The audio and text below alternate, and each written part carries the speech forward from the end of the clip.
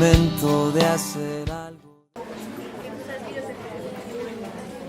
Bueno, estamos en esta serie de enseñanzas sobre el Espíritu Santo, el Dios que menos conocemos lastimosamente por diferentes circunstancias. A veces se han llevado a extremos las doctrinas del Espíritu Santo que nos han dejado de conocerlo, pero el Espíritu Santo es Dios mismo en cada uno de nosotros y actuando en medio de la iglesia. Entonces, obviamente, debemos conocerlo. Por eso hoy vamos a hablar del fruto del Espíritu Santo.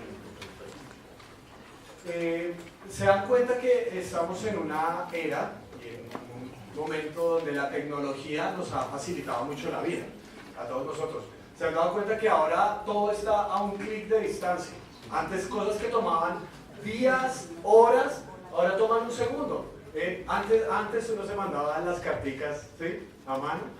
Y bueno, tiene un aspecto romántico, no es lo mismo mandar un correo, te amo mucho, no es lo mismo, ¿sí o no? O sea, la cartilla tenía algo especial y se demoraba en enviarla y todo. Ahora en un segundo llega todo. No sé si les ha pasado que ahora también uno vive en esa cultura de lo inmediato y uno está afanado de estar afanado. Me explico. ¿Se han dado cuenta los microondas? Uno pone 2 minutos y al minuto 30 uno está así, ¿sí o no? ¿No les ha pasado?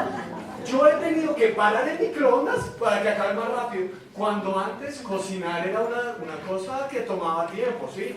Aún antes de los hornos, de las estufas de gas. ¿Se acuerdan que estaban las estufas eléctricas que eran que se iban prendiendo esos bombillos rojos? Sí, aprendí porque una vez le metí la mano a uno, pero bueno, entonces los bombillos rojos, ¿sí? Entonces, nos hemos acostumbrado tanto a eventos, a un clic de distancia, que nos hemos olvidado del proceso. Y la Biblia fue escrita en un mundo agrícola que estaba acostumbrado a los procesos. Muchas de las ilustraciones que usó Jesús para hablar del reino de Dios tenían que ver con la siembra, ¿verdad? Con sembrar una semilla y que diera fruto. Todo eso toma tiempo. Todo eso es un proceso que implica la muerte de la semilla para que haya otra vez vida. Y nosotros queremos todo ya, e incluso mi propuesta es que eso ha pasado en nuestra teología. Espero no estar pisando los callos de nadie, pero incluso nuestra comprensión de la salvación la hemos visto como un evento y no como un proceso. Es decir, que si se hace una oración, entonces ya nos salvamos del infierno y compramos el tiquete para ir al cielo. Entiéndanme por favor, porque me está mirando con cara de que me quiere tirar las sillas. Entiéndanme por favor, que yo sí creo que Dios es tan bueno que nos va a rescatar de la perdición eterna. Yo creo que Dios es tan bueno que es capaz de perdonar a un ladrón que en el último momento le dice: Señor, acuérdate de mí, y él le dice: hoy estarás conmigo en el paraíso. Yo sí creo eso. Pero reducir la salvación solamente a una oración para ganar un tiquete de no ir al infierno, eso es irresponsable. Muchas personas, como los seres humanos, tenemos la tendencia a hallarle la comba al palo. Cuando a nosotros nos predicaban como jóvenes esa idea de que era solamente ya la oración, el momento del clic, entonces uno empezaba a hacer negociaciones en la mente y uno decía: listo, entonces voy a vivir la vida loca. Y en el último momento, ya, así al borde de la muerte, digo: Señor, perdóname, y listo, me salvé. Pero esa teología levanta una pregunta, y es: si no quieres estar con Dios en la vida, ¿por qué vas a querer estar con Él después de la muerte? Si no quieres pasar con Dios 70 años, ¿por qué vas a querer estar en su presencia una eternidad? No tiene sentido. Porque parte de lo que vino a decir Jesús es que la salvación es no solamente un evento, sino es un proceso de acción que Dios hace en nuestro corazón. Ahora, ya que estamos en teología heavy metal, les quiero preguntar: ¿de qué nos vino a salvar Jesús? ¿De la muerte? ¿Del pecado? ¿Del diablo? Me dice uno por ahí. Quiero proponerles lo siguiente. Sí, la muerte, sí, el pecado, pero quiero proponerles que hay una dimensión adicional, que Jesús nos vino a salvar de nosotros mismos.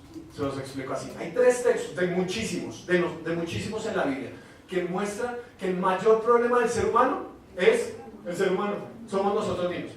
Jeremías, capítulo 17, versículo 9, dice: no hay nada tan engañoso como el corazón. Se refiere al centro de mando humano. No tiene remedio. ¿Quién puede comprenderlo? No hay nada tan engañoso como el corazón. Desde nosotros mismos hay cosas que deseamos que van en contra de Dios. Jesús, cuando habló de lo que significa seguirlo, Él no solamente habló de hacer una oración. En el centro del cristianismo está una negación. La negación a nosotros mismos. Marcos capítulo 8, versículo 34 dice: entonces llamó a la multitud y a sus discípulos: si alguno quiere ser mi discípulo, ¿qué tiene que hacer? Una oración. ¿Qué dice ahí? Les dijo que se niegue a sí mismo, lleve su cruz y me siga. Un verdadero cristiano ha experimentado dos muertes: la muerte de Jesús por él y la muerte del mismo por Jesús. ¿Cuál es el mayor problema del ser humano según Jesús? Que se niegue a sí mismo. Y Pablo, el gran teólogo, le pasaba una cosa rarísima. Resulta que después de ser cristiano le ocurría algo muy extraño: el pecado. Después de ser cristiano, ¿ustedes pueden creer eso? Después de ser cristiano, Pablo pecaba. ¿Les ha pasado? Ah, bueno, listo, entonces me relajo, listo. Después de ser cristiano, pecó. Y lo peor es que Pablo decía: quiero hacer las cosas bien, porque quiero, o sea, desde el centro de mi corazón quiero hacer las cosas bien y no las hago, no me sale. ¿No les ha pasado? En cambio, lo malo que yo digo, no, ay, lo hago. Y Pablo decía: ¿por qué? ¿Por qué me pasa esto? O sea, tengo algo dentro de mí, el pecado que mora en mí. ¿Qué me pasa? Y vean el final de esa reflexión, está en el capítulo 7 de Romanos. El final dice así: soy un pobre miserable. ¿Qué tal esas palabras? Soy un pobre miserable. ¿Quién me librará de qué? ¿Del infierno? De este cuerpo mortal, de esta naturaleza pecaminosa. Y en ese contexto Pablo dice: gracias a Dios por Jesucristo nuestro Señor. En conclusión, con la mente, yo mismo me someto a la ley de Dios, pero mi naturaleza pecaminosa está sujeta a la ley del pecado. Quiero proponerles que el mayor enemigo de la obra de Dios somos nosotros mismos. Por eso el fruto del Espíritu Santo tiene sentido, porque es Dios trabajando en nosotros, rescatándonos de nosotros mismos para moldearnos a la imagen de Jesús.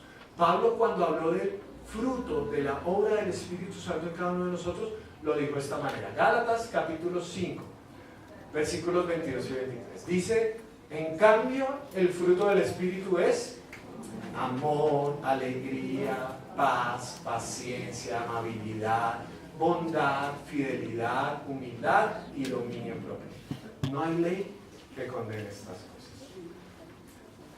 La primera parte de la predica va a ser muy aburrida, se los profetizo. De una vez, ¿listo? La primera parte va a ser de las definiciones. Voy a tratar de explicar rápidamente. Noten algo: no son los frutos del Espíritu Santo, es el fruto del Espíritu Santo. No es unos poquitos, sino son varios aspectos del mismo fruto. Entonces no es que uno diga: ay, yo tengo el amor, pero no tengo paciencia. No. Es el fruto del Espíritu Santo.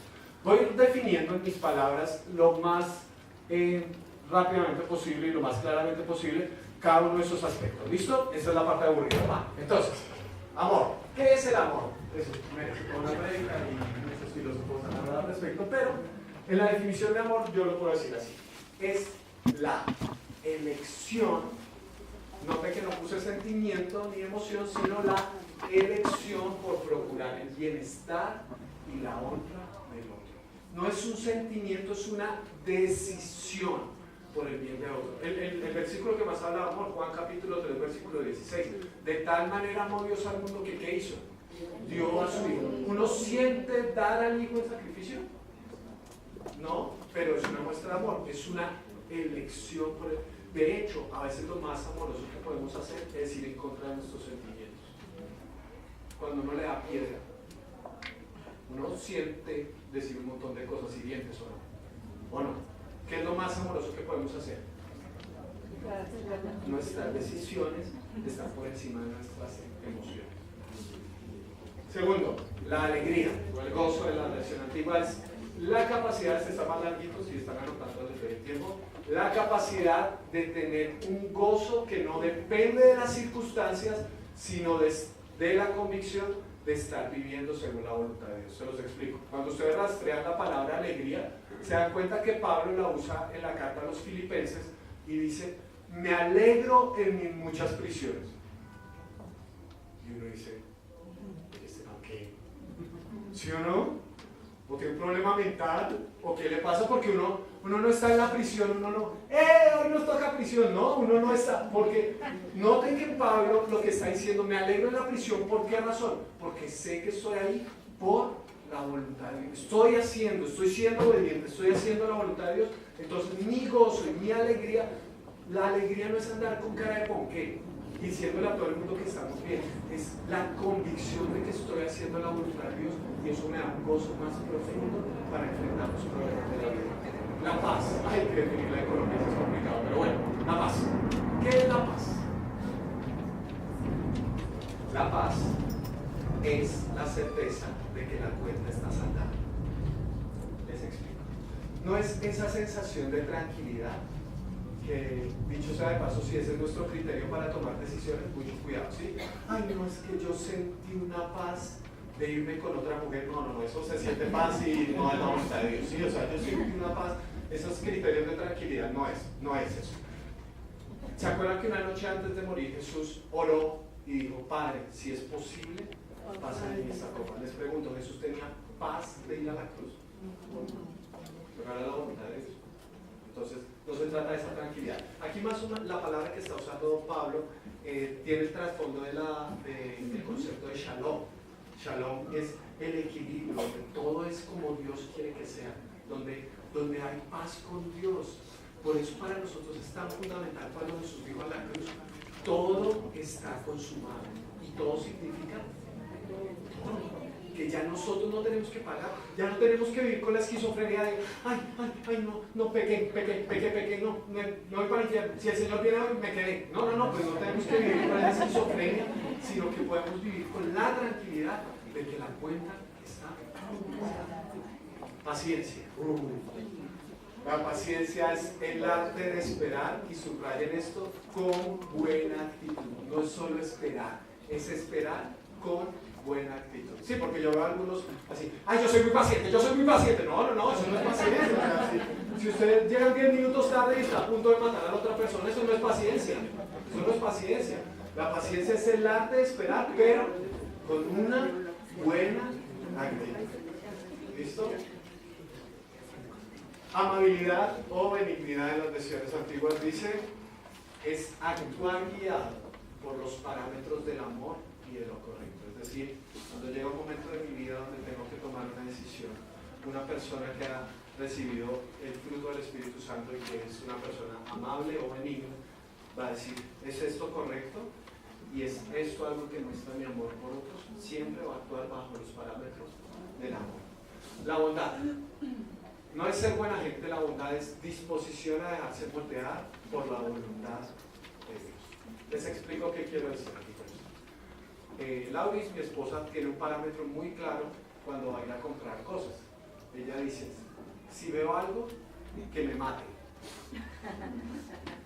¿Qué quiere decir él? A veces nos mata, pero ¿qué quiere decir él? Quiere decir que le encantó. Que parece que el diseñador hubiera pensado en ella cuando hizo esa camisa, sí. Yo sé que las mujeres entienden eso. Sí, me mató, listo, entonces. ¿Qué tiene que hacer ella? Ella no solamente puede tomar la decisión así, él le gustó y se lo lleva, no, sino que tiene que medirse. Y cuando se lo pone, dice, me quedó bueno o me quedó bien. ¿Qué quiere decir? Que se amolda adecuadamente a lo que ella está esperando.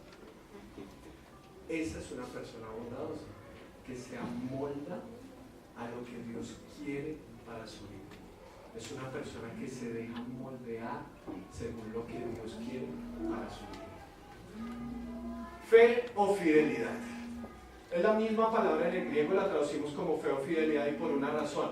¿Cómo se demuestra que tienes fe? Porque eres fiel. Por esa razón se traduce en la misma palabra. ¿Pero qué es la fe? La fe es la certeza de que Dios es alguien digno de confianza. ¿Por qué a veces nos cuesta la fe? Pues porque no conocemos a Dios. Uno no puede confiar en alguien a quien no conoce. ¿Sí o no? Entonces, si te preguntas por qué tengo tan poquita fe, pues de pronto te toca acercarte un poquito más y conocer a Dios, porque tú no puedes confiar en alguien a quien no conoces. Humildad o mansedumbre. Se las puse así. Humildad es la conciencia que hay un trono en el universo y yo no lo estoy ocupando. Querido hermano, usted no es el ombligo de la creación. Usted no merece que otros le rindan pleitesía. Y por más de que sea dueño de una empresa,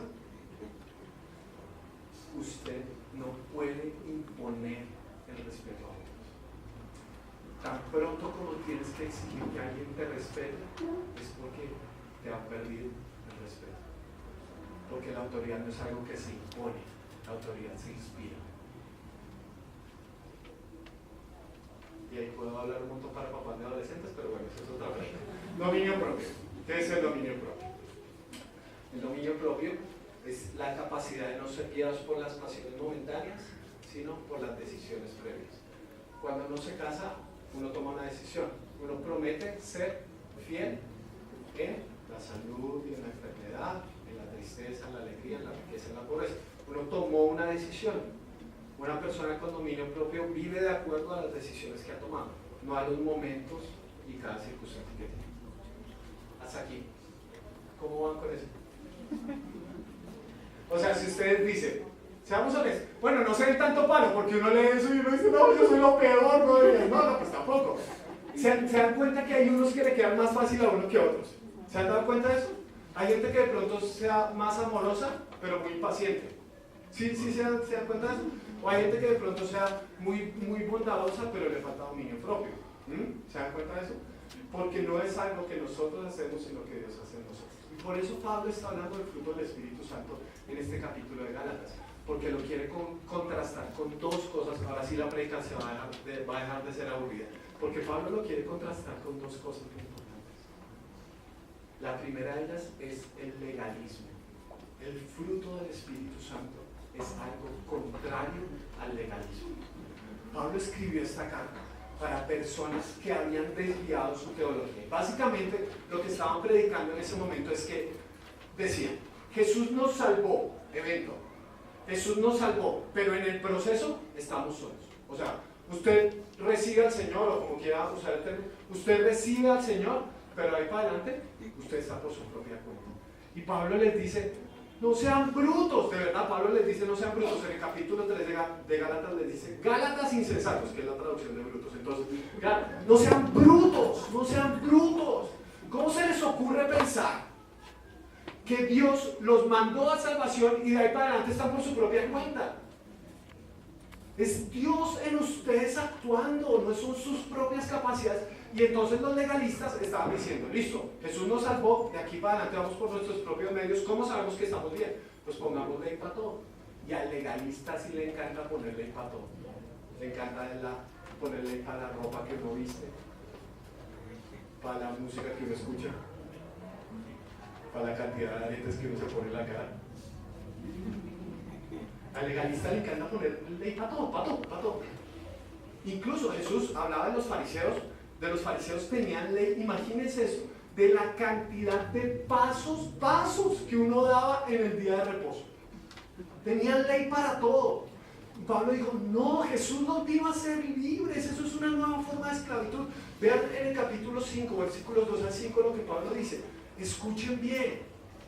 Yo, Pablo, les digo que si se hacen circuncidar, que es la forma como uno volvía a entrar a la ley, Cristo no les servirá de nada. Uy, esas son palabras fuertes.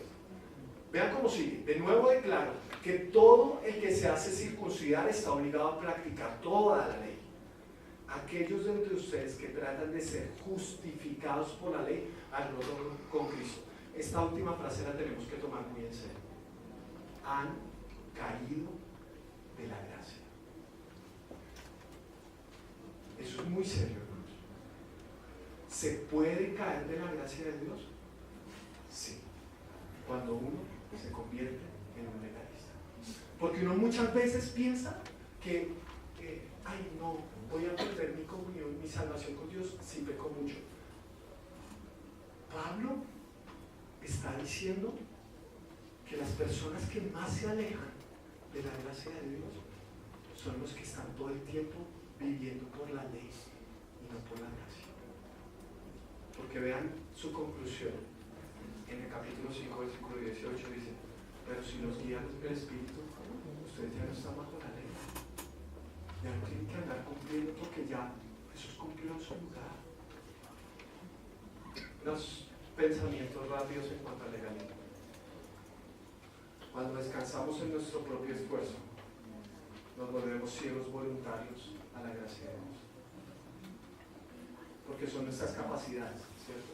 Y arrancamos, eso hay una competencia de santos. Ustedes entran a Facebook y hay una competencia de santos buenísima, quién sabe más versículos, quién condena más, quién juzga más. Eso es buenísimo, ¿sí? Porque entonces uno empieza a decir: yo soy muy santo, Señor, como el fariseo que oraba: Señor, gracias porque no soy como estos pecadores, ¿sí? Uno se vuelve ciego voluntario a la gracia de Dios.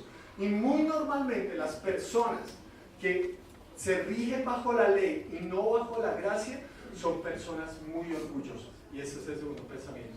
El fruto del Espíritu no es un motivo de orgullo, sino un reconocimiento de dependencia.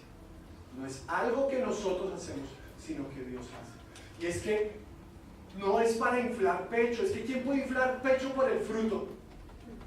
¿Quién puede inflar pecho por el fruto? Dígame, ¿uno genera fruto? Una de las cosas que le dicen a uno cuando tiene matas: yo soy un asesino de matas, nunca me regalen matas, regálenme otra cosa, porque las matas se le mueren con una facilidad. Una de las cosas que dicen es que uno le debe hablar a las matas. Vean, eso me parece muy raro, de verdad, a mí me parece muy raro. Es que no, estaba pensando otra cosa, pero me parece muy raro. De verdad, yo no me hago ahí, o la clavé. Y uno puede generar que esa planta de fruto, uno puede decirle: uva, uva, uva, ¿y va a dar uvas? ¿Sí? Uno lo puede hacer. Es algo que la planta hace en el proceso natural de ella. ¿Quién se puede enorgullecer de: vean, le saqué fresas a esta planta? No, uno no las sacó, ella las tiene normalmente, no es por algo que uno hace. ¿Quién se puede enorgullecer de: ay, pero es que con el legalismo sí nos pasa, que nosotros cumplimos y nos volvemos orgullosos de ser santos? Se los pongo así: si uno se enorgullece de lo santo que es, santo no es. ¿Otra vez? Si uno se enorgullece de lo santo que es, santo no es. Porque un santo es humilde. Un santo sabe que no es su obra, que es la obra del Espíritu Santo. Y es que, pero es que el problema es que nosotros todos tenemos como un legalista, parece un pitufo interior, ¿sí o no? Todos tenemos un legalista aquí adentro, ¿sí o no? Todos tenemos algo aquí adentro que nos dice: tienes que cumplir. ¿Saben cuál es el diagnóstico para saber si tienen un legalista adentro? Cuando les pase algo malo, si lo primero que piensan es: ¿yo qué hice para merecer esto? Legalista. ¿Sabe por qué? Porque a uno le pasa algo malo y uno dice: no, esto debe ser porque yo dije una mentira el 3 de diciembre de 1974. Eso me pasó por eso. Eso me pasó. Eso es un legalista, porque está viviendo por una ley de causa y efecto. No está viviendo por la gracia de Dios, sino que está viviendo porque hice esto, merezco esto. Legalista. Y lo peor, cuando le va bien, entonces dice: no, es que Dios no había podido tener un mejor hijo que yo. Mucho cuidado con ese legalista. Jesús contó una historia para los legalistas de su época. La historia no es del hijo perdido. Eso es una mala interpretación de esa palabra, porque no es un hijo el que estaba perdido, son dos hijos los que estaban perdidos. El hermano menor, que le pidió la herencia a su papá y se fue de casa, pero él tenía un hermano mayor, ¿se acuerdan? Y ese hermano mayor también estaba perdido en casa. Jesús contó la historia para identificar a los hermanos mayores con los fariseos, con los legalistas de ese momento. Y les dijo: ustedes son como ellos. ¿Por qué? Porque a un legalista le incomoda la gracia de Dios. ¿Se acuerdan cuando el hermano menor llega a la casa? ¿Y el padre qué hace? ¿Lo regaña? ¿Lo pone en disciplina? Le dice: venga, y hace una fiesta. Dios hace fiestas cuando los pecadores vienen arrepentidos. Y llega el hermano mayor y escucha esa bulla adentro. ¿Y qué hace? Dice: gloria a Dios, otro arrepentido. ¿Sí? ¿Qué hizo el hermano mayor? Llamó al papá afuera, imagínense el descarado. Llamó al papá afuera y le dice al papá: papá, tantos años te he servido y ni siquiera un cabrito me has dado. Esa palabra es servir. Un legalista tiene mentalidad de esclavo, no de hijo. Un legalista está aquí porque le toca, no porque quiere. Está aquí porque es ley, no porque es una relación con su padre. Tienen en las imágenes la pintura que hizo Rembrandt de la escena del hijo pródigo. ¿Se dan cuenta que hay dos personas en esa escena que tienen una capa roja? ¿Quién es el primero que está abrazando al hijo perdido? El papá está abrazando al hijo perdido. Y el otro que tiene la capa roja, ¿quién es? El hermano mayor. ¿Cómo tiene los brazos el padre? Está abrazando al perdido. ¿Cómo tiene los brazos el hijo mayor? Cruzados. Renuente a la gracia de Dios. Por eso criticaban a Jesús, porque abrazaba a los pecadores, porque comía, hoy vamos a celebrar la cena, porque comía con los pecadores.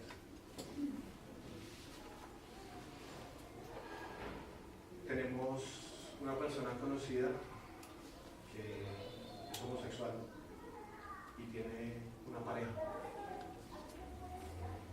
y nos invitaron a comer. ¿Qué hacen con eso? ¿Qué hacen ustedes? Ahorita todos me van a decir a comer, pero el legalista que yo tengo adentro dice, pero yo soy pastor, ¿qué van a decir las señoras de la iglesia si me ven saliendo así con eso? No. Sí o no, porque uno dice, yo soy santo, y el santo no se puede tocar con el pecado. Sí. ¿Qué hubiera hecho Jesús? Porque compartir la mesa es el acto más sagrado de comunión. Una iglesia sana, si a la iglesia vienen homosexuales, travestis, transexuales, drogadictos, alcohólicos, políticos.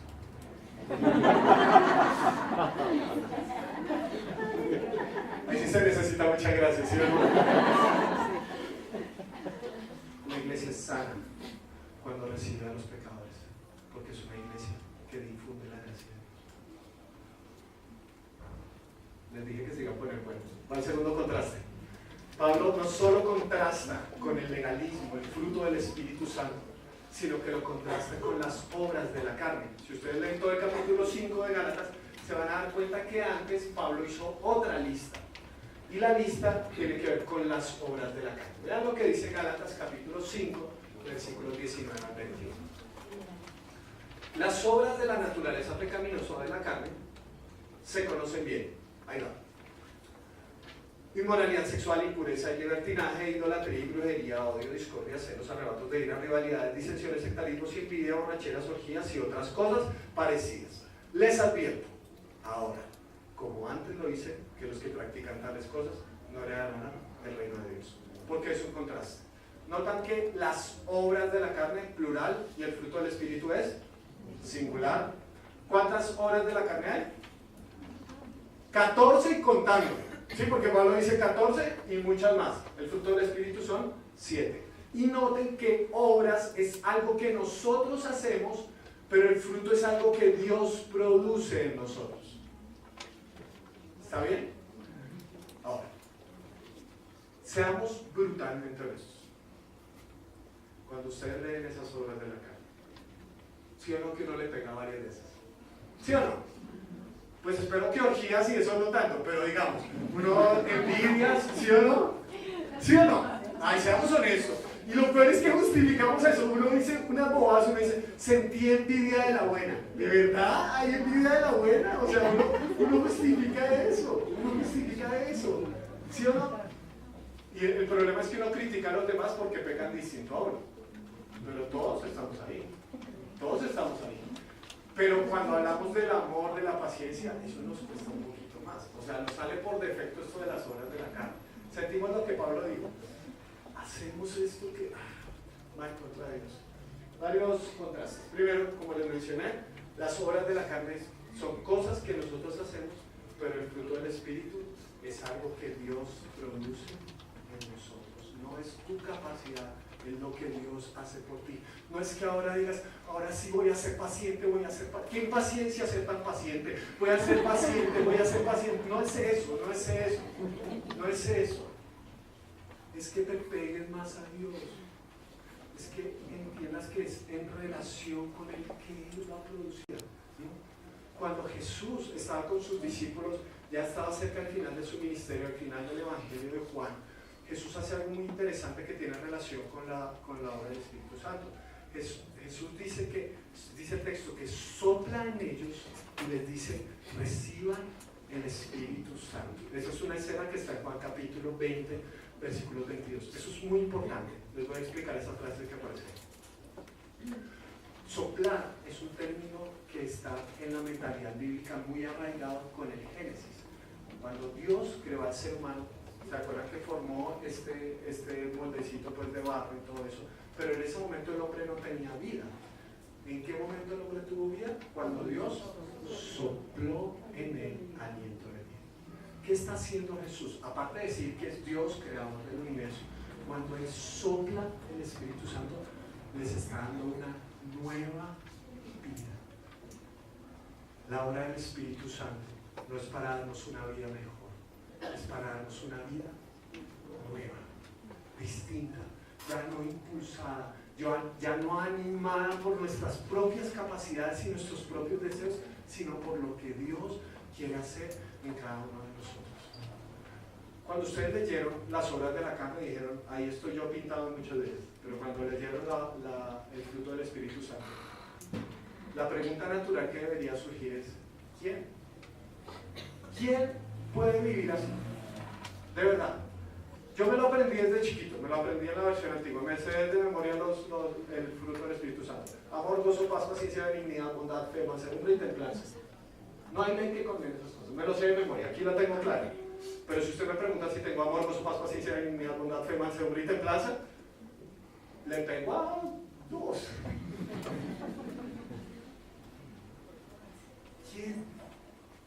¿Quién puede vivir así? ¿Quién ha tenido esa capacidad de mostrar ese fruto del Espíritu Santo? No solo unos poquitos, no solo un poquito aspecto ahí medio, sino todo. ¿Quién? Díganme ustedes, ¿quién? Jesús. Porque la obra del Espíritu Santo es el proyecto de Dios en tu vida. Dios tiene el firme propósito de hacer de cada cristiano alguien como Cristo. Dios tiene el firme propósito de convertirte a ti en alguien más parecido a Jesús. Y por eso sigue trabajando en ti, en ese terreno que no es tan perfecto, que está manchado por el legalismo y por las obras de la carne.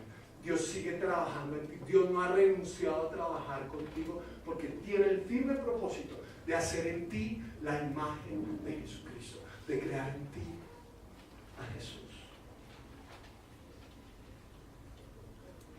Cuando hice esta reflexión, la verdad, yo pues terminé como, hombre Dios, de verdad, yo tan mala gente que soy, tú, de verdad, o sea, yo me equivoco con tanta frecuencia. Si no me creen, pregúntale a mi esposa. Yo me equivoco con mucha frecuencia, de verdad. Muchísimo, muchísimo. Y yo digo, Señor, y sigues usándome a mí. Una persona que es tan pecadora, que lo máximo de humildad que alcanza es que se siente orgulloso de ser tan humilde. Señor, de verdad, tú sigues usando personas así. ¿En serio? ¿Se han sentido de esa manera? ¿Se han sentido que fallan mucho y ustedes, Dios, ¿por qué sigues insistiendo conmigo? Voy a terminar con una historia que imaginó y escribió el reformador Juan Calvino. Se llama No hay la fe. Resulta que él se imaginó qué debió haber pasado en el cielo cuando Jesús ascendió. ¿Sí? Jesús murió, resucitó y ascendió a los cielos. Entonces Juan Calvino dijo, ¿qué habrá pasado? Esto es una suposición, no diga que en la Biblia aparece. No, esto es una suposición. ¿Qué habrá pasado cuando Jesús llega al cielo? Entonces él escribió que los ángeles lo recibieron. Y los ángeles le dijeron, Señor, increíble toda la obra que hiciste de salvar a la humanidad y rescatarla en la cruz. Y otro por allá, el guerrero, le dijo, Señor, yo estaba dispuesto a matarlos a todos, pero tú nunca diste la orden. Y el otro le dijo, Señor, yo te estaba acompañando en silencio en el Getsemaní. Y todos los ángeles estaban hablando y al fondo había unos que ya estaban calentando la voz para adorar al Señor. Pero había un ángel curioso. Y el ángel le dice, Señor, tengo una pregunta. Ya hiciste el plan de salvación. Ya detonaste esta obra de gracia en la humanidad. Ahora, ¿qué sigue? O sea, ¿cómo va a proseguir tu plan? ¿Quieres que hagamos caer fuego del cielo? ¿Quieres que escribamos en las nubes, soy Dios, arrepiéntanse o muéranse? ¿Qué quieres que hagamos? ¿Qué quieres que hagamos? Y Jesús se queda pensando y dice, para eso están mis discípulos. Ellos van a seguir el proyecto de salvación y van a comunicar esperanza a toda la humanidad. Y los ángeles se miraron entre ellos. Los discípulos. ¿En serio? Pedro, Juan, Tomás, que estaba dudando, Señor, no. Y entonces codearon al ángel. Dígale. Señor, ¿no tienes otro plan? Y Jesús, con amor y con firmeza, le dijo, no, ellos son mi único plan. Querido hermano, no hay un plan B. Somos nosotros los que vamos a difundir la gracia de Dios en este mundo. Somos nosotros los que vamos a mostrar lo que Dios puede hacer en un corazón dispuesto. Somos nosotros los que vamos a establecer la lucha contra el legalismo y contra las obras de la carne. Querido hermano, no hay un plan B. Dios tiene el firme propósito de transformarte a ti en alguien como Jesús. Oramos. Padre, gracias por tu palabra. Que tiene una riqueza inaudita siempre. Siempre hay tanto por aprender de ella, Señor. Gracias porque tu Espíritu sigue trabajando en nosotros. Gracias porque hoy que somos invitados a la mesa, recordamos que no es por nuestras obras, sino es por tu gracia. Que tú sigues trabajando en nuestras vidas, que somos personas en proceso. Gracias por este tiempo, por poder reflexionar en tu palabra y disponemos nuestro corazón para recibir la cena y compartir la comunión. En Cristo Jesús. Amén.